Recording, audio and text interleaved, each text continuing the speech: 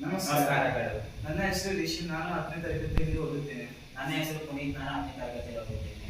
ನಾವು ಈ ದಿನ ಒಣಮರದ ಗಿಳಿ ಎಂಬ ಬರೆದಿರುವ ಆರಾಮಿತ್ರ ಅವರ ಬಗ್ಗೆ ತಿಳಿದುಕೊಳ್ಳುತ್ತೇವೆ. ನಿಮ್ಮ ಹೆಸರು?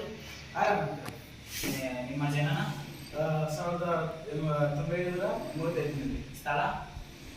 ಮಂಡ್ಯ ಜಿಲ್ಲೆಯ ಅಕ್ಕಿಹೆಬ್ಬಳು. ನಿಮ್ಮ ಪೂರ್ಣ ಹೆಸರು? ಅಕ್ಕಿಹೆಬ್ಬಳು ರಾಮಣ್ಣ ಮಿತ್ರ. ನೀವು ಬರೆದಿರುವ ಕೃತಿಗಳು?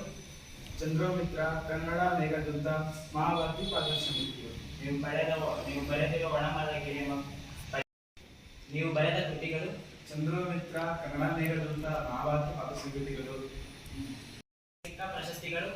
ನವರತ್ನ ಪ್ರಶಸ್ತಿ, ಗೌರವ ಪ್ರಶಸ್ತಿ, ಕರ್ನಾಟಕ ಸಾಹಿತ್ಯ ಅಕಾಡೆಮಿ ಪ್ರಶಸ್ತಿ, ರಾಜ್ಯ ಸಾಹಿತ್ಯ ಅಕಾಡೆಮಿ ಪ್ರಶಸ್ತಿ. ನೀವು ಬರೆದ ಒಣಮರದ ಗಿಳಿ ಎಂಬ ಪದ್ಯದಿಂದ ಯಾವ ಕೃತಿಯನ್ನು ಆಯ್ದುಕೊಂಡಿದ್ದೀರಾ? ಮಹಾಭಾರತ, ಪಾದರಸಮಿತಿ. ಈ ಕವಿಯು ಅನೇಕ ಪ್ರಶಸ್ತಿಗಳನ್ನು ಪಡೆದುಕೊಂಡಿದ್ದಾರೆ. ಧನ್ಯವಾದಗಳು.